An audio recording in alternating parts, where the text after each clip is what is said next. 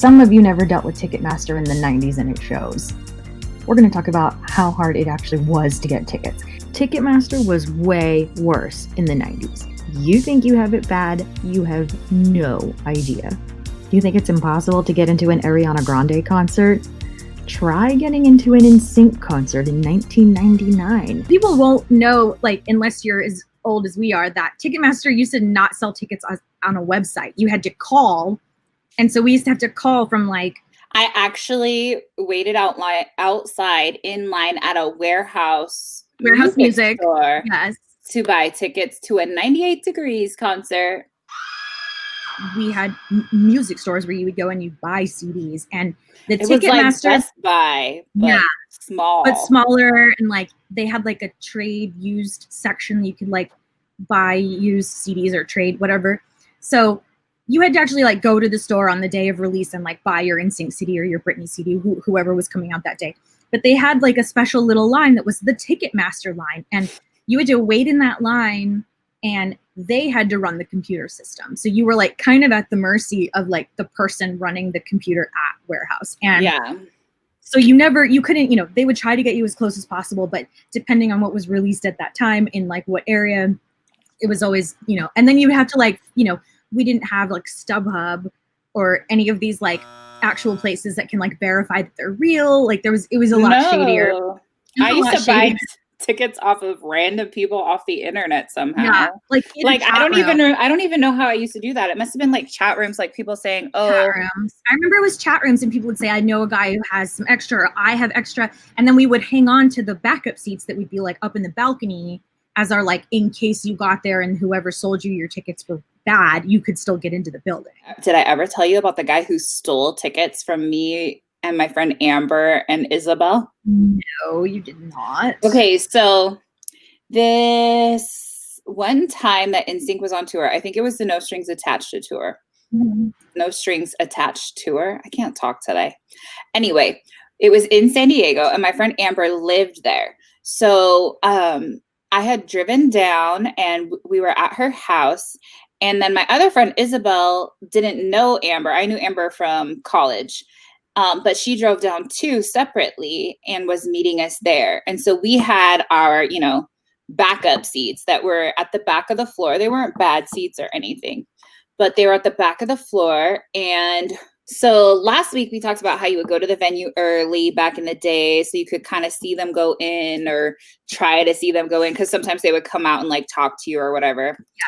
It never really worked out, but we were there really early. Not like for other people it would, but not us. I think it's because where we live. I think because we're in like the LA metropolitan area. We didn't know that at the time. And like, because we also used Las Vegas as a hub. Right, but in Las Vegas, I used to see them in the casino. Yeah, it was a lot easier all the time.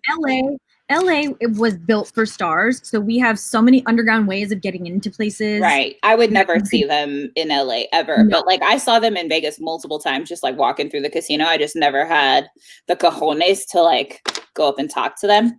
So anyway, we're in San Diego, and Isabel goes up to the box office and is like, "Do you guys have any closer seats?" And it turned out that they had floor seats in like the 10th row. And so all three of us were like, "Oh my God, like, should we buy these?" Yeah. Let's put them on our credit cards. So we put them on our credit cards. And then we're like, we should try to sell these other seats that are at the back so we could get our money back. And like, usually I didn't care because I didn't understand how credit cards worked back then. It was just like, whatever, I'll pay it off later. But Amber, she was the financially responsible one. So she was like, let's try and sell these. So we were in the parking lot, like far away from the venue because we didn't want to get in trouble for scalping or anything.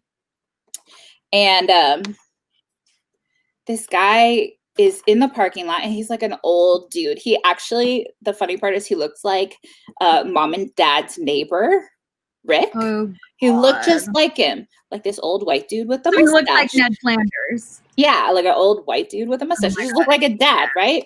And so we were like, he comes up to us and he goes, "Do you guys have extra tickets? Like, my kids really want to see the show."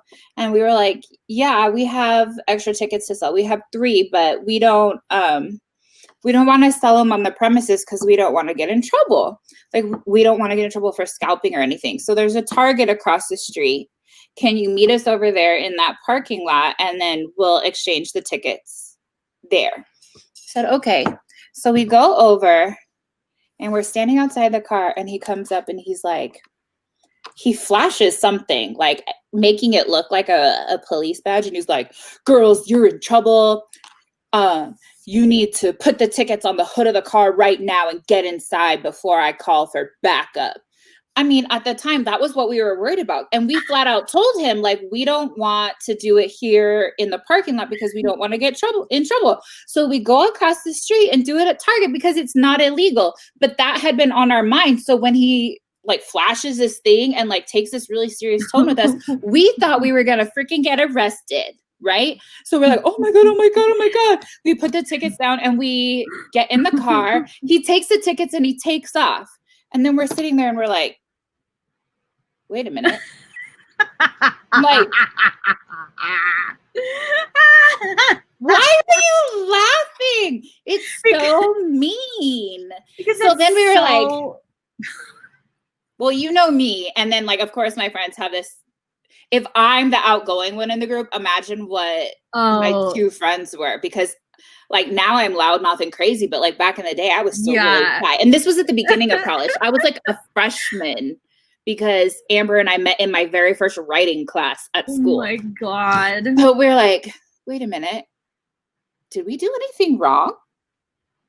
You're like, no, that fool left. And then Amber calls her mom and she's like, Mom. And she tells her mom, did we do anything wrong? And her mom's like, you weren't on the premises. Like, sounds like you got ripped off. You're fine. And then we're like, oh my God, we got ripped off. So Amber calls her friend who works at the sheriff's station. And he's like, go report it to the venue, because if he stole those tickets, then they can go see if he's in those seats. And that fool showed up. But then they went and sat in other seats. So they just used the tickets to get in the building, and they were smart enough.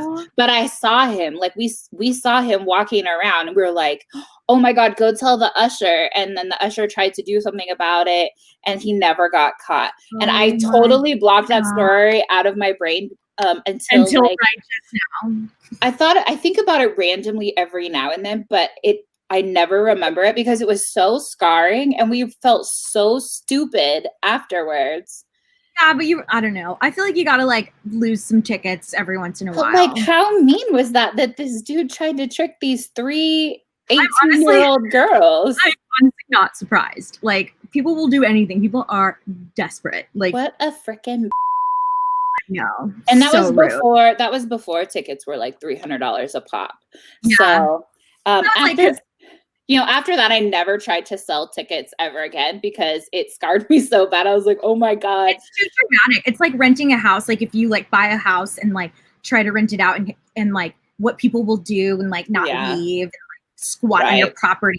Like you don't like, I mean, I feel like nowadays with StubHub, it's a little bit safer. Like, well, yeah. And you don't even have to have the physical tickets anymore. Yeah, you just have the PDF or whatever. People never know the struggle of like the Ticketmaster situation, like back in the day. And like, I remember like calling in sick at school on days that concerts would go on sale. Like if it was like Nsync at Universal Amphitheater, which is now Harry Potter World, it's going on sale tomorrow at 10 a.m. And I'd be like, well, crap, I'm supposed to be in English at 10 a.m. tomorrow. Like, how am I going to call from my clear phone in my room and from mom's phone and from all my and then phones? I just remembered something else. And one of the reasons we used to get Nsync tickets so easily was I had moved into the dorms at UCLA. And for the first time, I had high-speed internet because we had DSL. It wasn't even cable. No, what was it? It wasn't even that. It was just like a network that you plugged into. I can't think of what they called it.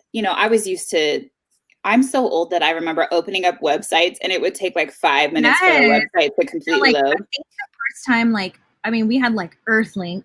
Remember Earthlink? The first email I ever sent was to my friend who her father worked out at the base, and they had email. And so my email was an AOL email because I didn't know. Yeah, we had AOL. And she had her father's email, which was a Prodigy email. And fancy. Her email was, I kid you not, this thing was like 75 characters long. Like it was like, you know, whatever. And it would be stupid because I just saw her at school. But this was like sort of taking the place of like when you'd write your friend a note and like fold it up into like a little bird or whatever you would do.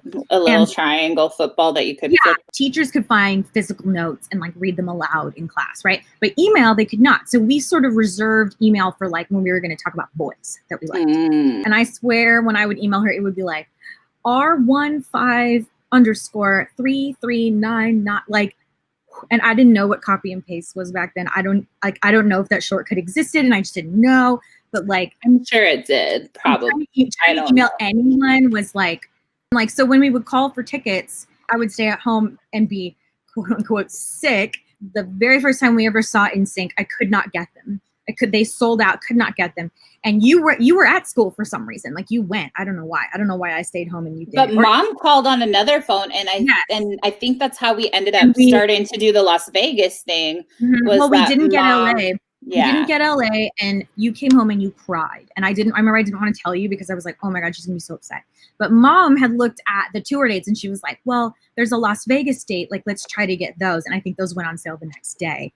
And Mom got those for us. Mom saved the day. Mom saved the day. And then Dad figured out how to find tickets for Universal Amphitheater that were like $200 a pop or something. Like, I don't remember how we got them, but he found them through somebody or something. I don't know. Mom and Dad saved the day with that one. Yeah, like, because we were so upset. It's like so dramatic thinking back on that. We were like crying over that. Like, that's so funny. But apparently that happens all the time still, though, with like Justin Bieber and it's Harry Styles. It's really hard to get tickets for these kids, and it really sucks because like when you have people who are like true fans, if they are like, I am obsessed with Harry Styles or I'm obsessed with like whoever, BTS, whatever, and then they can't even get into the building. It's really not cool. And then like Ticketmaster with their fees is like out of control. So that was our lesson. Besides people being desperate, people are just creepy. Don't scalp your tickets across the street at Target or you might get fake arrested and get your tickets stolen. Good job, Michelle. See you next time here on So Totally Nostalgic.